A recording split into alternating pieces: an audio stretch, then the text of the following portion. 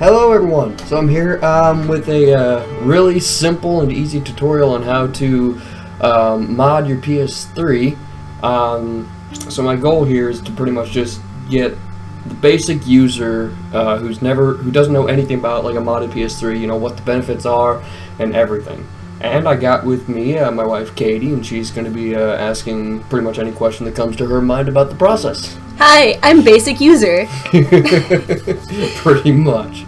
Okay, so just to kind of get a few of these shenanigans out of the way, I want you all to know that this console is already been downgraded. We actually purchased it on system firmware 3.55, which is the required firmware that you need to do, well, to mod it pretty much.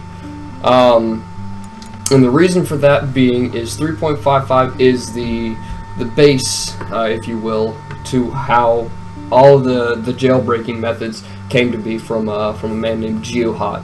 If you don't know about him, he was part of this huge lawsuit and got sued by Sony, and it was a big deal. It's been some time though. Oh god.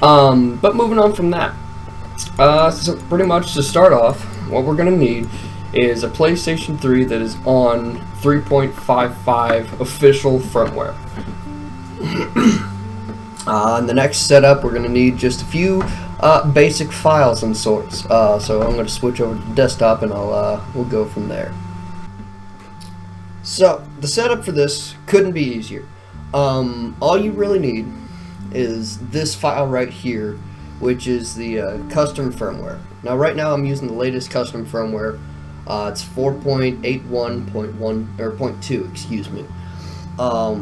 And you can get it from rebug.me. They're probably some of the better custom firmware people out there. And yeah, all you got to do is you need to get a flash drive. It can be anything. I recommend something more than about 2 gigs worth.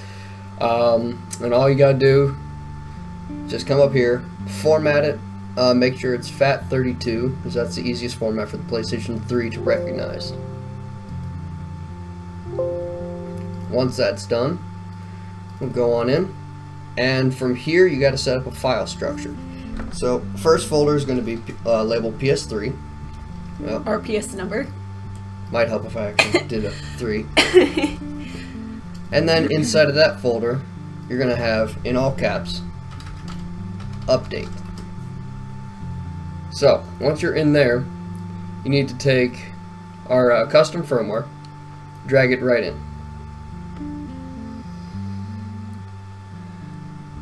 Any questions so far? Pretty easy? I'm following so far. So far, basically just download this file, make a folder on this like flash drive or whatever, Make and 2 then folders. make 2 folders. Pardon me. And like, sorry, my voice. Drag and drop, basically. Exactly. Okay, that's pretty simple so far. Mm-hmm. Even a complete simple layman like me can understand that.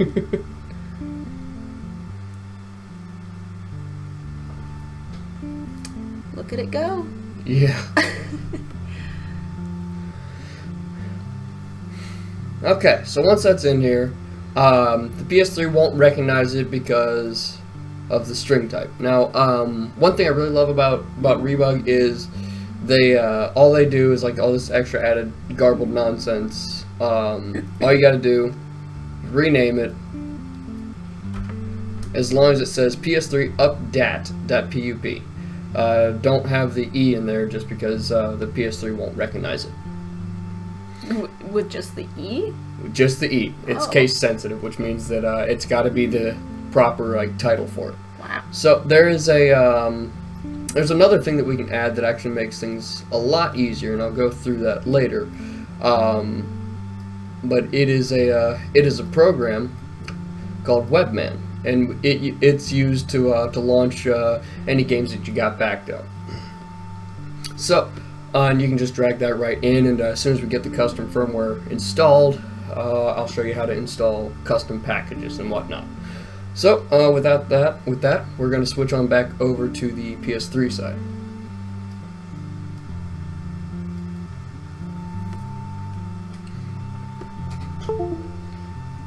Okay, so once we're here, you want to make sure when you plug in your flash drive, it has to be, if you're looking at it, it has to be on the rightmost USB drive.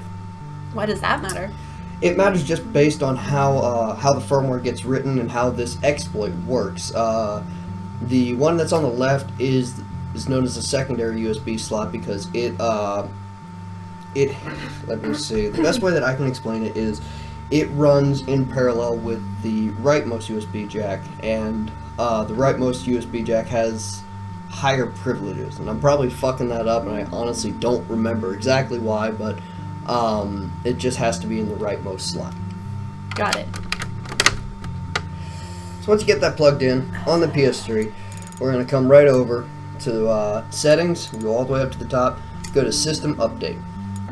Now, from here, do not click update via internet because that will install the official firmware, and then you'll be pretty much screwed, and you'll have to purchase, you can either go and buy yourself a flasher to downgrade it yourself, but I've already bricked one PS3 doing that, so it's kind of a hard process to figure out.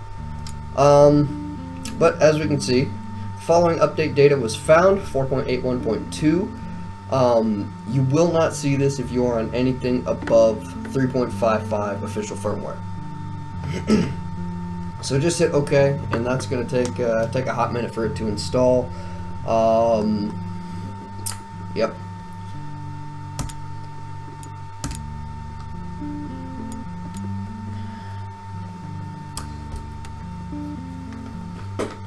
So far it's actually a really easy process to start into it.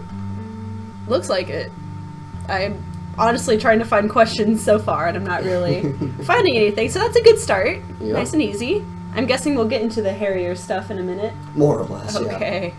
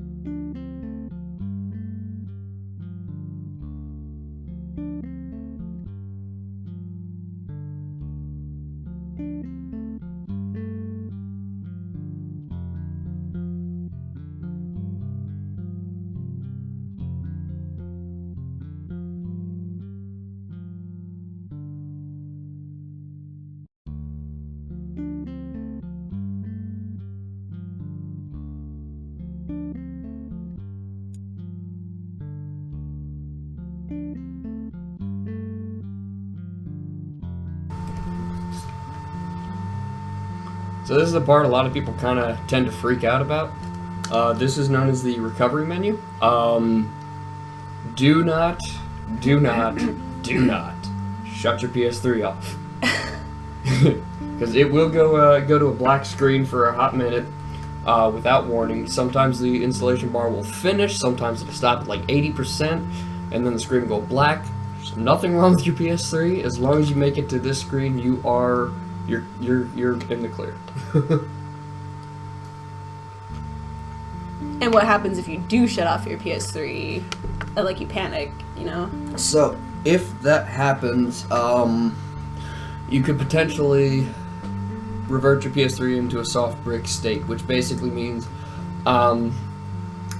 there's a couple different things that happen with the PS3. There's soft bricking and there's hard bricking.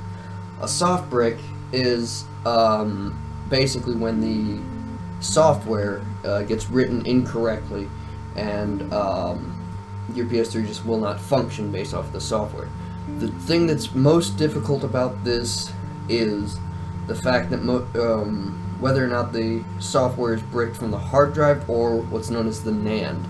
If it's from the hard drive, it's a pretty easy setup, and all you gotta do is just manually put it into recovery mode, which you can hold down the power button for I think about 15 to 20 seconds. It'll beep a couple times and put you into the recovery menu.